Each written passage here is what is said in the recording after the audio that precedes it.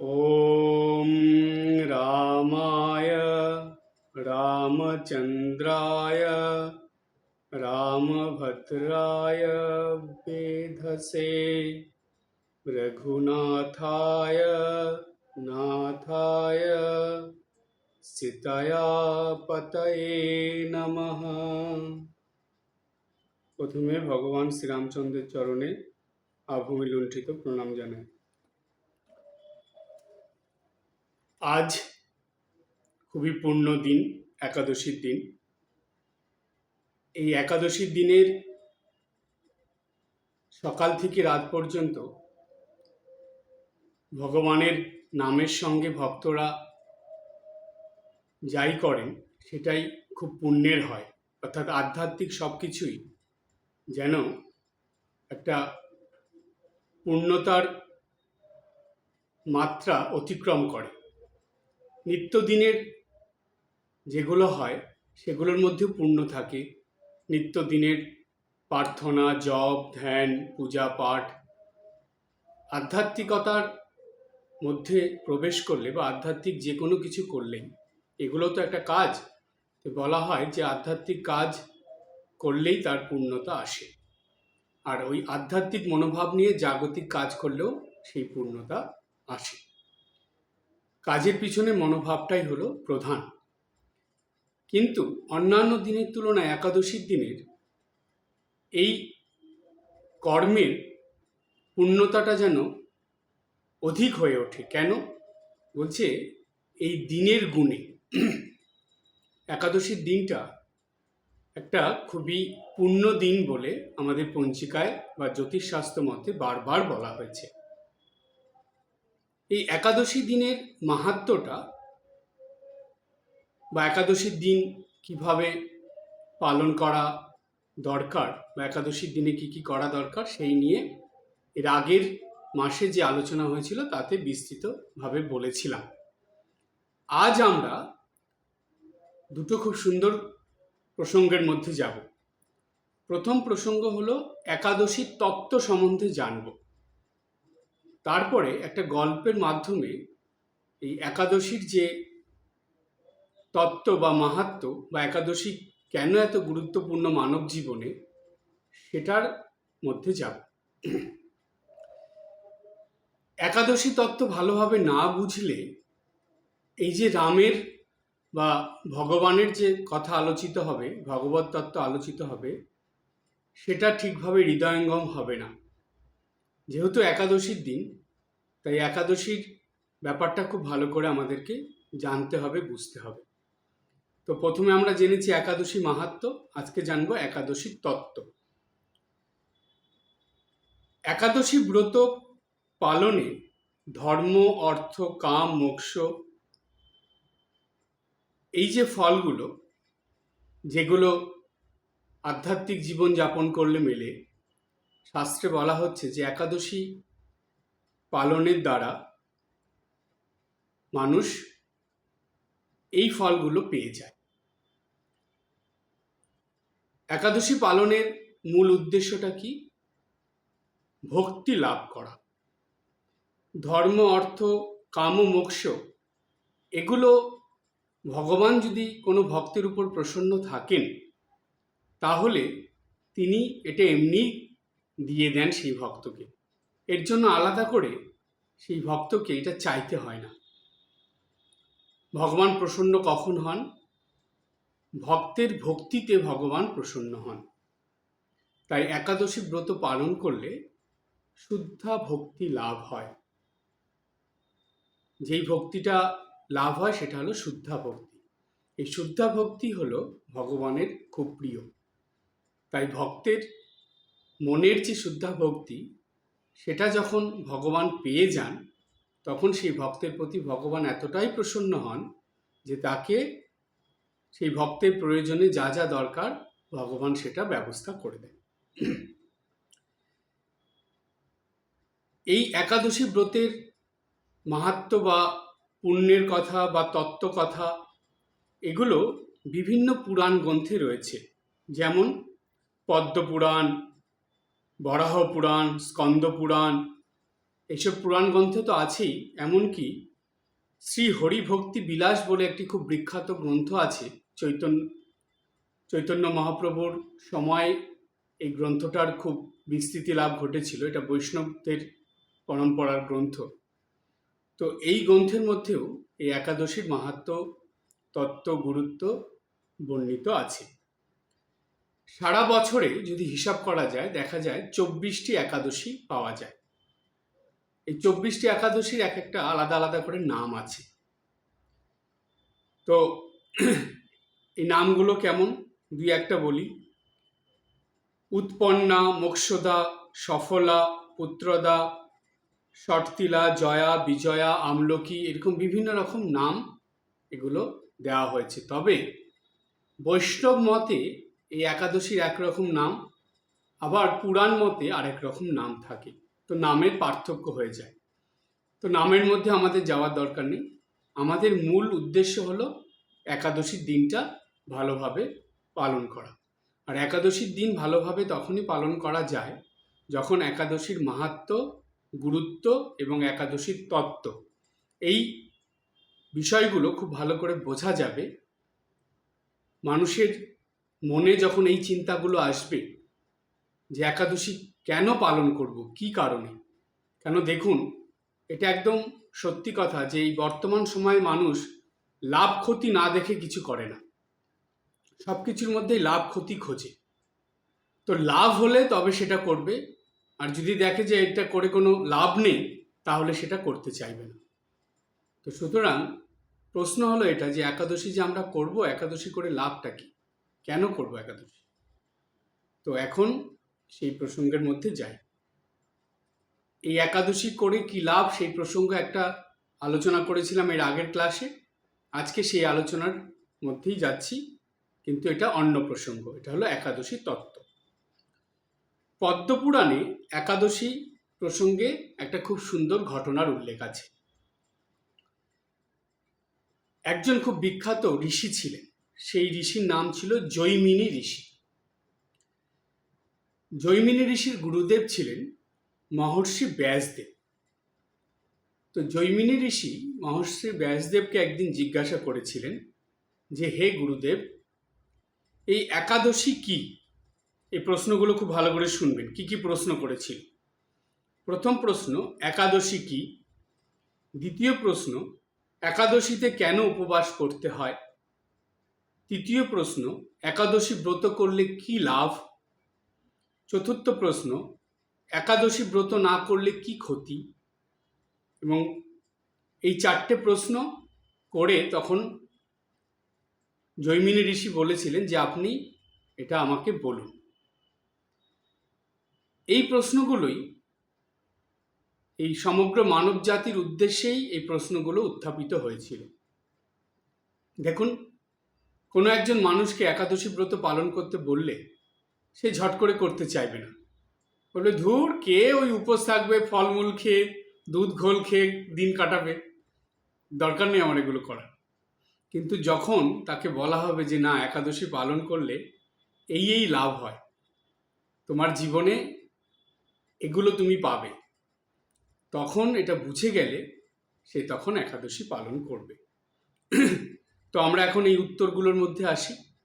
আবার বলি, চারটে প্রশ্ন কি ছিল? প্রথম প্রশ্ন, একাদশী কি? দ্বিতীয় প্রশ্ন, একাদশীতে কেন উপবাস করা হয়? তৃতীয় প্রশ্ন, একাদশী ব্রত করলে কি লাভ? আর চতুর্থ প্রশ্ন, একাদশী ব্রত না করলে কি ক্ষতি? তখন মহর্ষি ব্যাসদেব উত্তর দিয়েছিলেন যে এই সৃষ্টি যখন হলো সেই সময় ভগবান কি করলেন?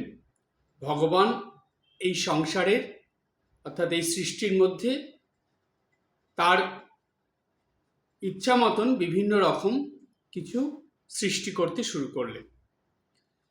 তো এই রকম যখন সৃষ্টি করছেন, করতে করতে তিনি কি করলেন? এটা কিন্তু পুরাণের কথা, পদ্মপুরাণে আছে। ওইখানে বলা আছে তিনি পাপ পুরুষ সৃষ্টি করলেন। এই পাপ পুরুষটা কি? এখানে পাপ পুরুষ বলা হচ্ছে, কিন্তু এই অপরাধ বা পাপের সৃষ্টি করলেন। এখানে আপনাদের বলি, শুধু এই পাপ কথাটা শুনতে একটু খারাপ লাগে। ঠাকুরও বলছেন কি শুধু পাপ পাপ। পাপ কথার অর্থ কি জানেন? যেই কাজ, যেই চিন্তা, যে কথা মনের পবিত্রতা নষ্ট করে সেটাই হলো পাপ। খুব পরিষ্কার করে বুঝবেন, সহজভাবে বলছি। শাস্ত্রে এই নিয়ে অনেক কথা আছে, ওই তর্কের মধ্যে যাওয়া আমাদের কোনো ইচ্ছা নেই। আমরা সহজ বিষয়ের মধ্যে যাচ্ছি। আবার বলি, পাপ কথার অর্থ কি? যেই কর্ম, যেই চিন্তা এবং যেই কথা মনের পবিত্রতা নষ্ট করে সেটাই পাপ। তো এই পাপের সৃষ্টি হলো, ভগবান ইচ্ছা করেই করলেন। করে ভগবান এই পাপের আশ্রয় কোথায় দিলেন? তিনটে জায়গায় দিলেন। মানুষের কর্মের মধ্যে দিলেন, মানুষের চিন্তা ভাবনার মধ্যে দিলেন, মানুষের আচার ব্যবহার এবং কথাবার্তার মধ্যে দিলেন। তো এটা যখন হলো, এবার এই পাপের পাল্লায় পড়ে খুব ভয়ঙ্কর পরিস্থিতির সৃষ্টি হলো। কি পরিস্থিতি সৃষ্টি হলো? যে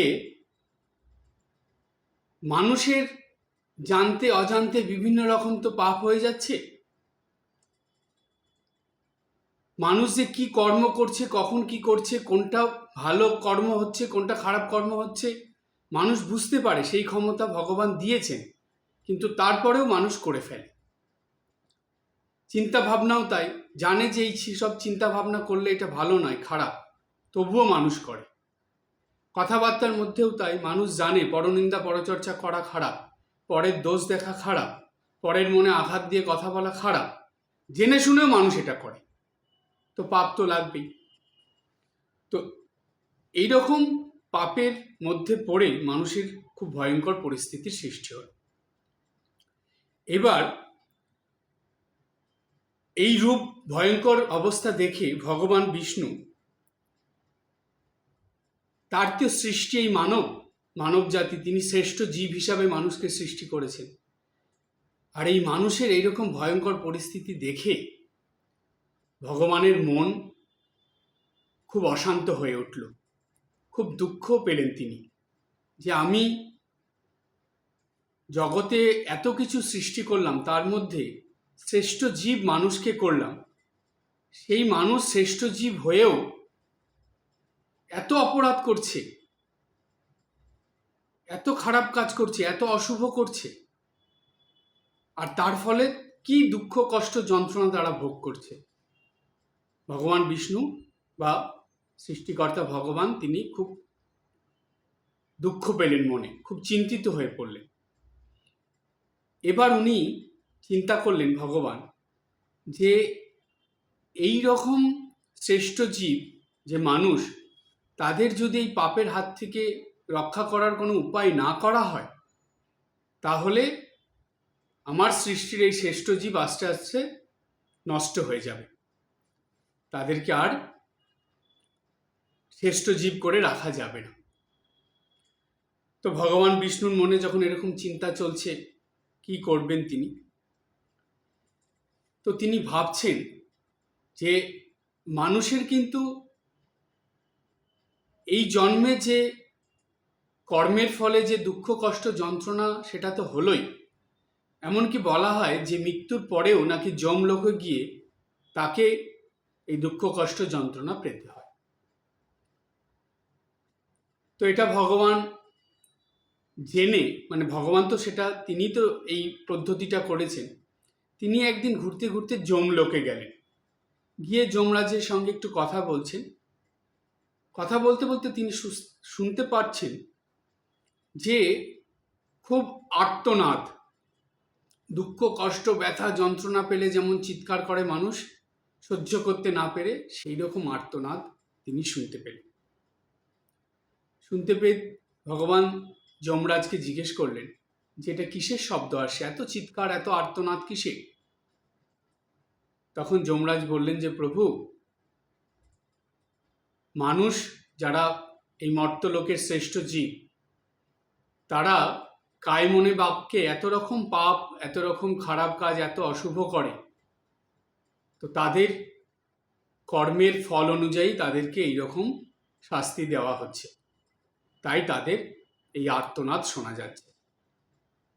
ভগবান বিষ্ণু ইচ্ছা প্রকাশ করলেন একটু দেখার জন্য। তিনি গেলেন, গিয়ে দেখছেন যে খুবই বিষম অবস্থা, এত কষ্ট পাচ্ছে সেই মানুষগুলো, মর্তলোক থেকে যারা গেছে যমলোকে।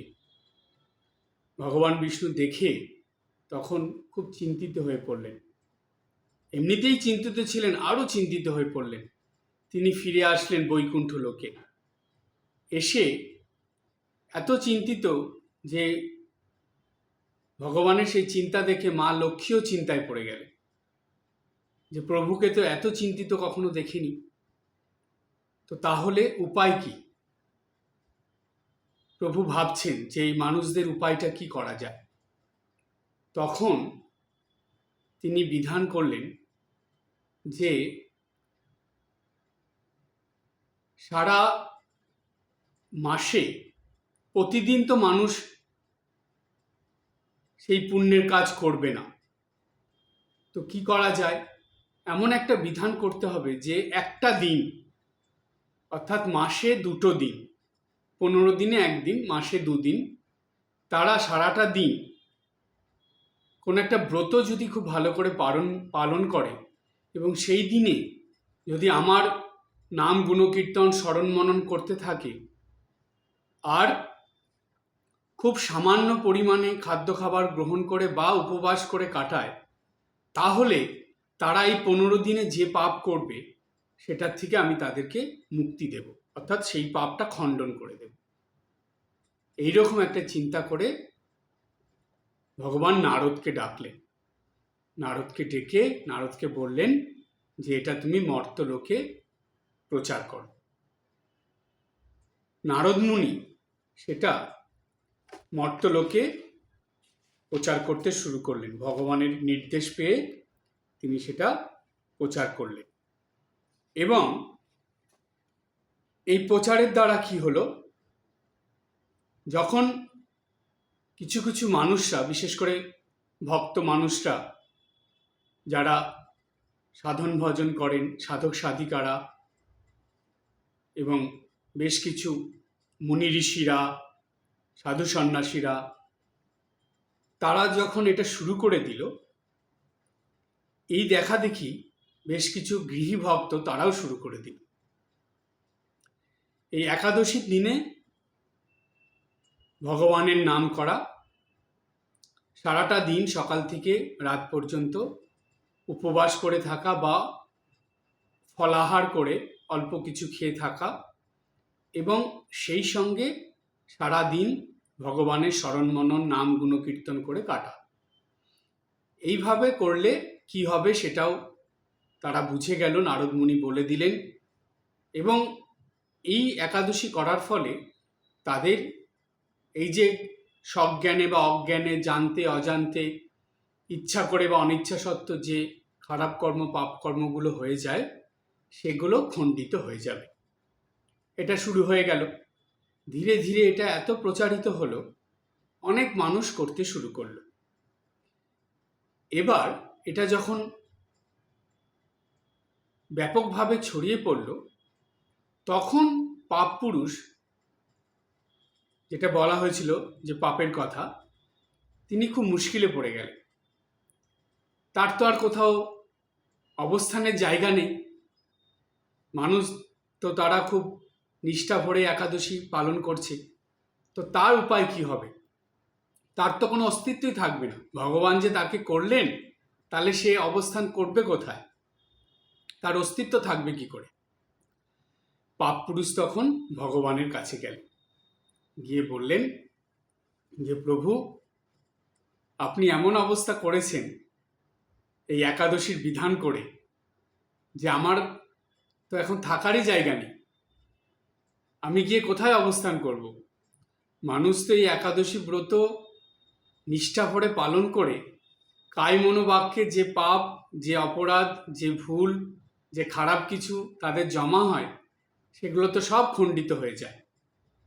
তো তাহলে আমার গুরুত্ব বা অস্তিত্ব কি থাকলো? আমি তাহলে কি করে মর্তলোকে থাকব? এটা শুনে ভগবান হাসলেন। হেসে বললেন যে তাই তো, তুমি তো ঠিকই বলেছ, কিন্তু কি করা যাবে? এখন এই আমার সৃষ্টি শ্রেষ্ঠ জীব মানুষ, তাদের এই রকম অবস্থা তো আমি সহ্য করতে পারলাম না, তাই এই বিধান করে দিলাম। আচ্ছা ঠিক আছে, আমি তোমার একটা ব্যবস্থা করে দিচ্ছি। আমি তোমাকে বলছি যে তুমি কোথায় অবস্থান করবে।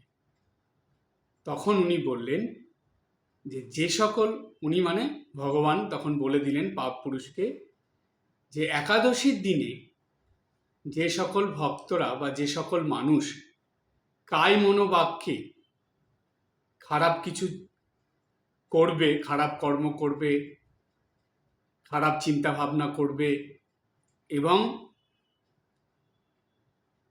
আজে বাজে কথা, খারাপ কথা বলবে, আর কোনো সংযম রাখবে না, খাদ্য খাবার থেকে শুরু করে তাদের দিন যাপনের মধ্যে কোনো সংযম তারা পালন করবে না, তাদের উপর গিয়ে তুমি আশ্রয় করবে। তখন পাপপুরুষ ভগবানকে বললেন, ঠিক আছে, আপনার প্রভু, আপনার নির্দেশই পালিত হবে। তখন তিনি আবার ফিরে আসলেন।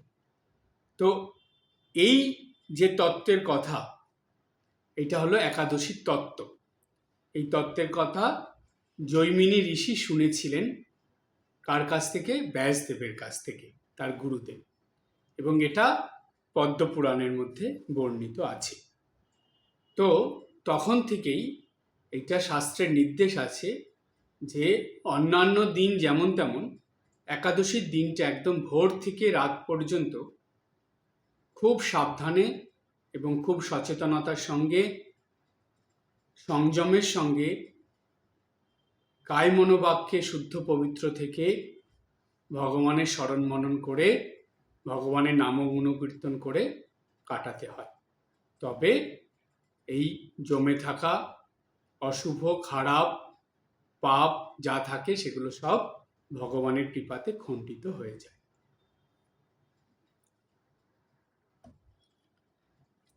এবার আমরা এই একাদশী পালনের একটা খুব সুন্দর কাহিনী শুনব।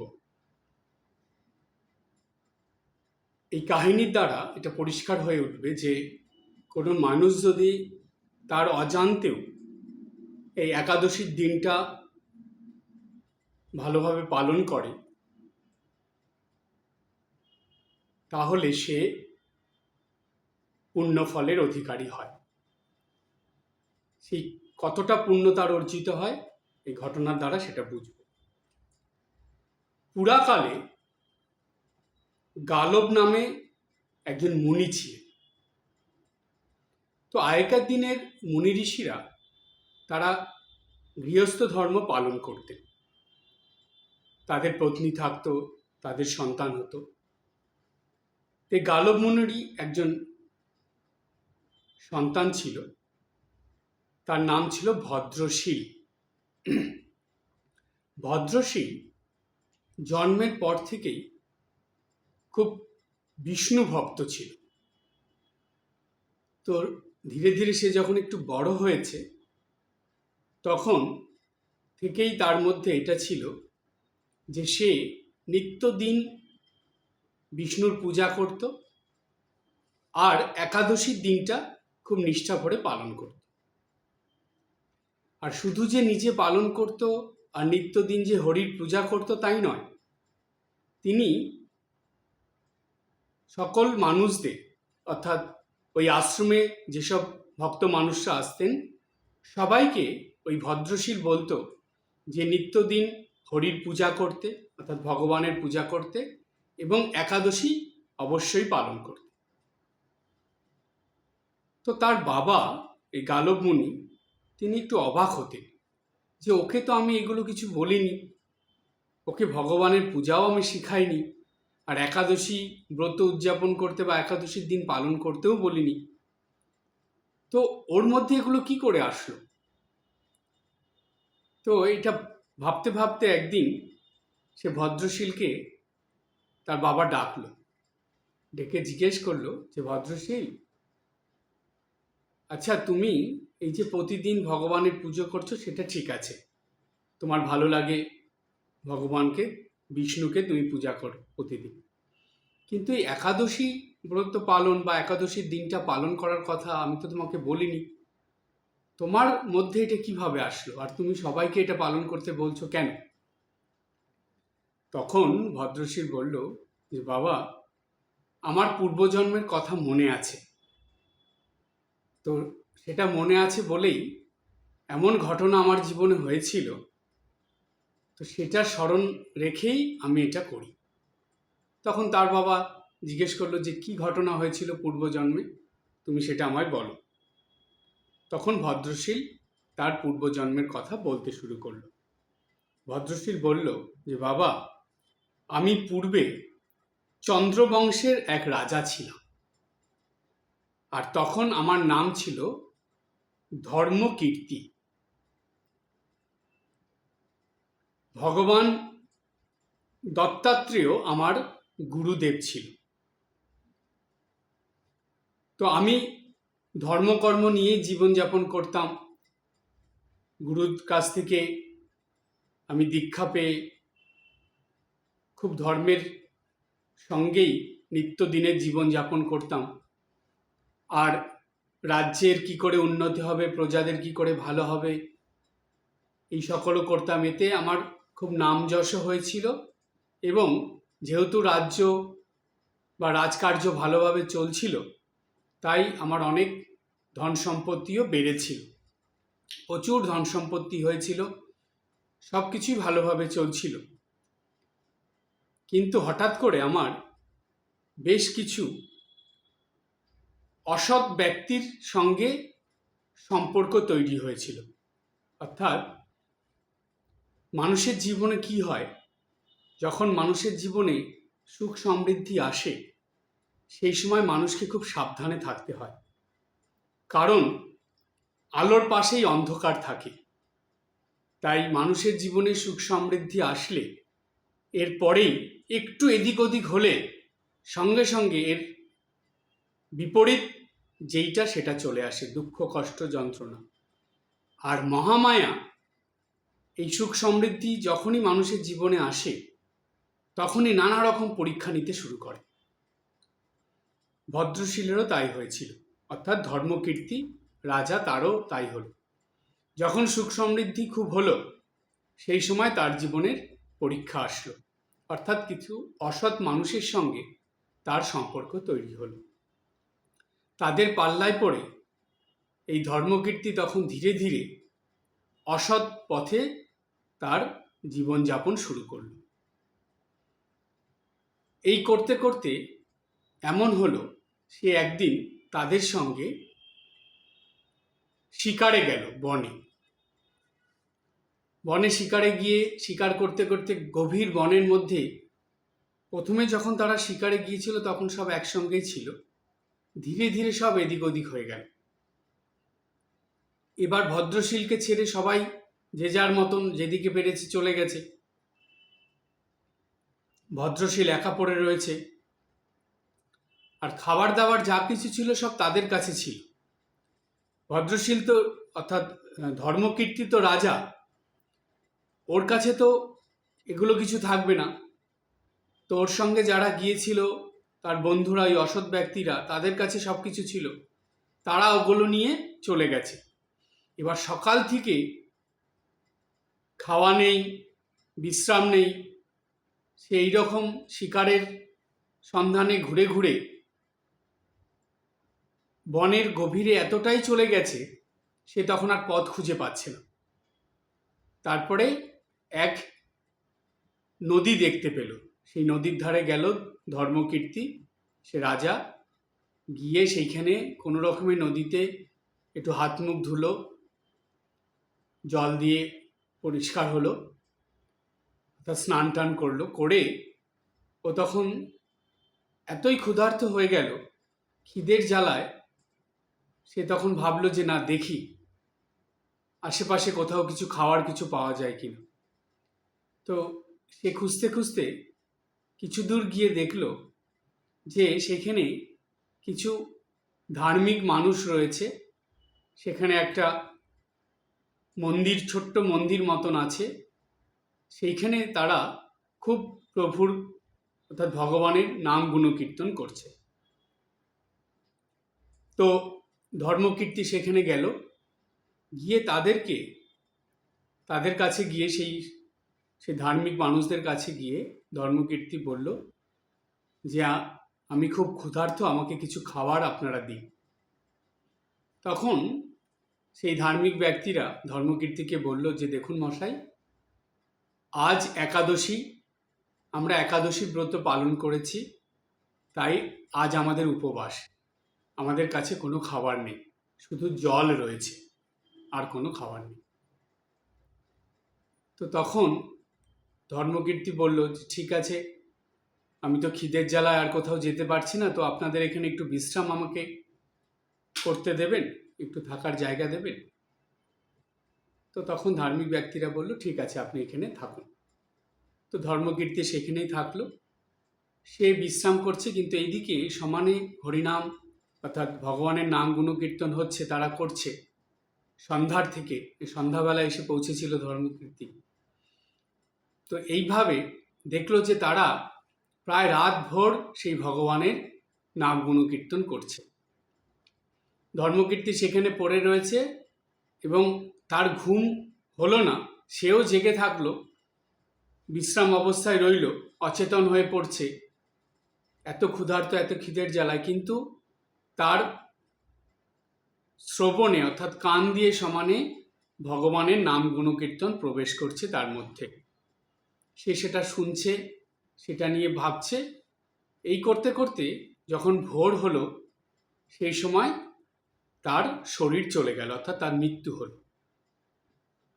এবার ধর্মকীর্তির যখন মৃত্যু হলো, তখন তাকে যমদূতরা এসে নিয়ে গেল যমলোকে। যমরাজার কাছে যখন গেল, তখন যমরাজ চিত্রগুপ্তকে জিজ্ঞেস করলো যে চিত্রগুপ্ত, এর সম্বন্ধে তুমি আমাকে বলো যে কতটা ভালো কাজ, কতটা খারাপ কাজ, কি করেছে, সেই বুঝে তার শাস্তির বিধান হবে। তো চিত্রগুপ্ত তখন বলল যে যম দেবতাকে, যে প্রভু, এই ব্যক্তি প্রথম জীবনে ভালোই ছিল, কিন্তু পরে অসৎ সঙ্গে মিশে এত খারাপ কাজ করেছিল, তার অনেক পাপ জমেছিল, কিন্তু এই মৃত্যুর আগে সে এই একাদশী ব্রতের দিন বা একাদশীর দিনে এক সকাল থেকে উপবাস ছিল, সে কিছু খায়ওনি এবং ধার্মিক মানুষদের সঙ্গে, আধ্যাত্মিক পুরুষদের সঙ্গে সে থেকে রাত যাপন করেছে এবং সারা রাত প্রায় জেগেই ছিল। সেই সারা রাত জেগে সেই হরিনাম সংকীর্তন বা ভগবানের নাম গুণকীর্তন হয়েছে, সেগুলো শ্রবণ করতে, সেইগুলো ভাবতে ভাবতেই তার মৃত্যুবরণ হয়েছে। তো সুতরাং এই একাদশীর দিনে কিন্তু তার অনেক পুণ্য সঞ্চয় হয়েছে, যার ফলে তার যে সঞ্চিত পাপ ছিল সেগুলো খণ্ডিত হয়ে গেছে। তো তখন যমরাজ বলল তার যমদূতদের যে আরে তোমরা কি কাজ করেছো, এর তো বিষ্ণু লোকে স্থান হবে, সুতরাং তোমরা ভুল জায়গায় নিয়ে এসেছো, তোমরা বিষ্ণু দূতদের খবর দাও, তারা এসে একে বিষ্ণু লোকে নিয়ে যাবে। তো সেই ধর্মকীর্তি তখন বিষ্ণু লোকে চলে গেল। এই একাদশী পালনের বা একাদশীর দিনে এই উপবাস থেকে হরিনাম গুণকীর্তন সে সারা রাত ধরে সেগুলো শ্রবণ করেছে, ভেবেছে, সেই কারণে তার বিষ্ণু লোকে স্থান হলো, অর্থাৎ বৈকুণ্ঠ লোকে স্থান হলো। এটা তার স্মরণে ছিল। এই ধর্মকীর্তি, এই পুণ্যের জন্য সে এই গালব মুনির পুত্র ভদ্রশীল হয়ে জন্মগ্রহণ করল। ভগবান তাকে তার এই পুণ্যের জন্য এইরকম জন্ম দিল এবং জন্মের পর থেকেই সে ধীরে ধীরে সেই ভগবান বিষ্ণুর, যেহেতু বৈকুণ্ঠ লোকে স্থান পেয়েছিল, তাই ভগবান বিষ্ণুর ভক্ত হয়ে নিত্যদিন ভগবানের পূজা এবং প্রত্যেকটা একাদশী সে খুব নিষ্ঠার সঙ্গে পালন করত। আর তার কাছে বা সেই আশ্রমে তার বাবার কাছে যত ভক্ত মানুষরা বা যেই মানুষরাই আসতো না কেন, তাদের সবাইকে ভদ্রশীল এই নিত্যদিন পূজা করার এবং এই মাসে দুটো করে একাদশীর দিন পালন করার জন্য বলতেন এবং নিজেও করতেন। এই করে তিনি এই একাদশীর ব্রত মাহাত্ম্যর কথা ছড়িয়েছিলেন এবং একাদশী পালনের কথা বলেছিলেন। এই কথা শুনে তার বাবা গালব মুনি খুব সন্তুষ্ট হলেন এবং এত খুশি হলেন, তখন তিনি ভদ্রশীলকে বললেন তার পুত্রকে যে আমিও আজ থেকে নিত্যদিন ভগবানের পূজা করব এবং একাদশী ব্রত অবশ্যই পালন করব, আর আমার যত শিষ্য আছে, যত ভক্ত আছে সবাইকে এটা করতে বলব। তাই বলা হয় যে এই যে গল্পটা, কাহিনীটা বলা হলো, এই কাহিনীর মধ্যে থেকে এটাই পরিষ্কার হয়ে উঠল যে ভক্তদের নিত্যদিন ভগবানের পূজা করা এবং সেই সঙ্গে খুব নিষ্ঠার সঙ্গে একাদশীর ব্রত বা একাদশীর দিন পালন করা, এটা করলে আর যাই হোক হাসতে হাসতে বৈকুণ্ঠ লোকে স্থান হবে, এটা নিশ্চিত। আজকে এই পর্যন্ত। সবাই ভালো থাকবেন, হাসি খুশি আনন্দে থাকবেন। ওম শান্তি শান্তি শান্তি। হরি ওম তৎসৎ। শ্রীরামকৃষ্ণার্পণমস্তু।